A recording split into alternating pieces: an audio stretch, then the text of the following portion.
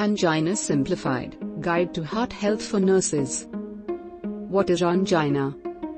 It is chest pain or discomfort that happens when the heart doesn't get enough oxygen-rich blood. It's like the heart is asking for more oxygen but can't get it due to blocked or narrowed arteries. Think of it as the heart being hungry for oxygen but not getting fed. Remember, angina is annoying chest pain caused by arteries getting blocked. Types of angina. There are 3 types of angina you need to remember. First, we have stable angina.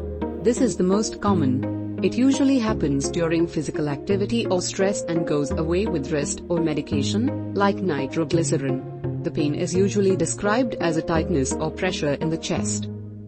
Then we have unstable angina. This type is unpredictable. It can happen at rest and lasts longer. This is serious because the pain doesn't go away easily and could signal an impending heart attack. Finally, Prinzmetal's angina.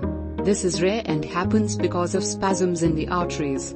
It often occurs at rest, especially in the early morning hours, and is relieved by medications like nitroglycerin. To remember the types of angina, think of the acronym SUPE. Stress or exertion, stable angina. Unpredictable pain, unstable angina. Placing spasms in the arteries, Prinzmetal's angina. Let's talk about the symptoms of angina. The most common symptom is chest pain that feels like pressure, tightness, or squeezing. The pain might radiate to the neck, jaw, arms, or even back.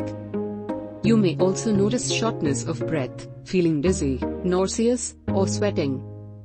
And don't forget about fatigue. When your heart is struggling, you might feel extra tired. To remember the symptoms, think of the phrase CDSS. Chest pain, dizziness, shortness of breath, sweating.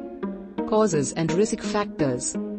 Angina happens when the arteries supplying blood to the heart become narrowed by fatty deposits, also called plaques. This makes it hard for blood to flow properly. There are several risk factors that can make angina more likely, such as high blood pressure, which puts extra strain on the heart. Smoking, which damages the blood vessels. Diabetes, which increases the risk of heart disease. Being overweight or having a poor diet. Family history of heart disease, making you more likely to develop angina.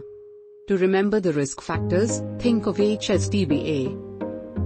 High blood pressure, smoking, diabetes, being overweight, and unhealthy family history. Diagnosis of angina. To diagnose angina, healthcare providers use a few different tests. ECG, this measures the heart's electrical activity. Blood tests to check for heart damage, like elevated troponin levels. Sometimes, they'll perform a stress test to see how the heart responds to physical activity. And for more detailed images of the arteries, a coronary angiography might be done to check for blockages. Remember the steps of diagnosing angina with EBSC. ECG, blood tests, stress test, and coronary angiography. Treatment of angina involves medications, lifestyle changes, and sometimes procedures. The goal is to reduce the workload on the heart and improve blood flow. Medications: nitroglycerin to relieve pain, beta blockers to slow the heart rate, and aspirin to prevent blood clots. Lifestyle changes: eating a heart-healthy diet, exercising regularly, and quitting smoking. Procedures like angioplasty or bypass surgery may be necessary to open up blocked arteries. To remember the treatments, use MLP.